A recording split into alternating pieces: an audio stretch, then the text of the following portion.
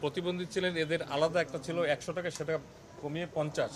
এই 50 মানে কি, তারা যে টাকা দিত এর অতিরিক্ত এই টাকাটা দিত, অর্থাৎ তাদের জন্য স্পেশাল অ্যারেঞ্জমেন্ট। আজকে থেকে এই অতিরিক্ত টাকাটাও দেওয়া হবে না, এটা ফ্ল্যাট রেট। এই 47 বিসিএস থেকে যেই বিসিএস এ অ্যাপ্লাই করবে 200 টাকা। আর ফাইন্যান্স মিনিস্ট্রির মাধ্যমে আরেকটা আদেশ জারি হচ্ছে, ব্যাংক, বিমা, ইন্স্যুরেন্স, আধা সরকারি, আমরা যেটাকে বলি এক্সটেনশন অফ দি গভর্নমেন্ট, এরকম যে কোনো প্রতিষ্ঠানে চাকরির আবেদন ফি সর্বোচ্চ 200 টাকা। এখন অনেক ব্যাংক, বিমাতে এরকম বড় বড় হাইফাইতে আছে 1500 টাকা, 2000 টাকা পর্যন্ত অ্যাডমিশন ফি নেয়।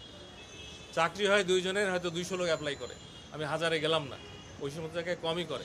সেখানেও সরকারের অথবা আধা সরকার অথবা এক্সটেনশন অফ দ্য গভর্নমেন্ট বলতে যাই বোঝায়, 200 টাকার উপরে কোনো আবেদন ফি নেওয়া হবে না। এই আদেশ, এটা ফাইন্যান্স থেকে জারি হবে, আর ওইটা হলো পিএসসি থেকে জারি হবে। কিন্তু আমরা জনপ্রশাসনের মাধ্যমে আজকে সচিব কমিটিতে এটা চূড়ান্ত সিদ্ধান্ত হয়েছে। এটা তো এখন শুধু প্রজ্ঞাপন, এই যে ভালো, আপনারাই তো আমাদের ভালো জানেন, প্রজ্ঞাপন আদেশের অপেক্ষায়।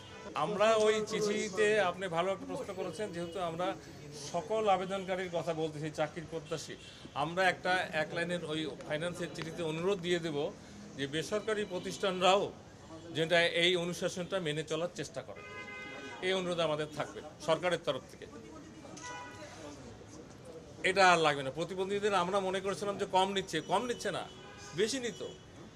আগে 100 টাকা বেশি নিত, তারপরে কমায় 50 টাকার প্রস্তাব করা হয়েছিল, আজকে সেটা ডিলিট, কোনো টাকা দিতে হবে না, নর্মাল 200। ভাইবার নাম্বার 200 থেকে অন অ্যান্ড নাও, আমাদের যেহেতু এই যে নতুন আইন 2024-এর আইন 100। এর জন্য টোটাল পরীক্ষাটা আগে 1100 হতে হয়, এখন 1000 মার টোটাল পরীক্ষা, ভাইবা 100। আর ফি বলে দিলাম, কমে আসছে।